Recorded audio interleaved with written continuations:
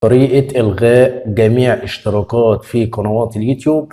يعني كمثال أنا عندي قناة يوتيوب، فكنت مشترك في 10 قنوات، 100 قناة، 200 قناة، 1000 قناة. فالقنوات اللي أنا مشترك فيها ديت كنت من سنة مهتم بالمحتوى بتاعي. يعني كمثال كان محتواها جيمنج، تمام، وانا من سنه كنت مهتم بالمحتوى الجيمنج. طب دلوقتي انا مش مهتم بمحتوى الجيمنج، فدايما بيجي لي اشعار من القنوات الجيمنج انها نزلت فيديو كل شويه ومسبب لي ازعاج. طيب انا دلوقتي بقى عايز ادخل اعمل الغاء جميع اشتراكات في قنوات الجيمنج كمثال، يعني احنا بنمثل، تمام. طيب عشان تقدر تعمل الغاء لجميع اشتراكات في القنوات الاخرى هتتابع معايا الفيديو للنهايه. لو لسه ما اشتركتش في القناه ادخل اشترك في القناه وفعل زر الجرس على الكل.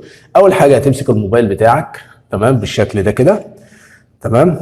بعد كده هتبدا تضغط على اليوتيوب، هيبدا يفتح معاك اليوتيوب بالشكل ده، تمام. هتيجي تختار حاجه اسمها الاشتراكات، هنضغط على الاشتراكات، هيبدا يفتح معايا بالشكل ده. في حاجه اسمها الكل فوق اهيت، الكل، هنضغط على الكل، هيبدا يظهر لي جميع القنوات اللي انا مشترك فيها ومفعل زر الجرس. طيب انا بقى عايز اعمل الغاء لجميع الاشتراكات دي، يعني عايز الغي جميع الاشتراكات دي. كل اللي عليا هبدا اضغط على الاشتراك على علامه الجرس كده، بعد كده هقول له الغاء الاشتراك، فكده انا لغيت الاشتراك. هنيجي للتاني، الغاء الاشتراك، الغاء الاشتراك، الغاء الاشتراك، الغاء الاشتراك. هنقعد نعمل كده لحد ايه ما نلغي جميع الاشتراكات في القنوات الاخرى.